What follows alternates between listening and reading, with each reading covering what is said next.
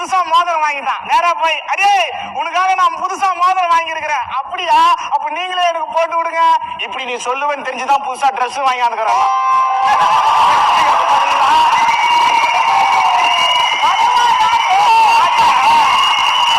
ஒரு பையன் ஒரு பொண்ணு ரெண்டு பேரும் பேசுறாங்க. இந்த பொண்ணு அவன கிட்ட கேக்குது, ஏய் உன் பேரு என்னடா? அவன் சொன்னான், என் பேரு சூரியன். ஏன் அவ்வளோ சூடா இருப்பியா? உடனே அவன் கேட்டான், சரி சரி உன் பேரு என்ன? என் பேரு நிலா. என் ராத்திரில வருவியான்னு.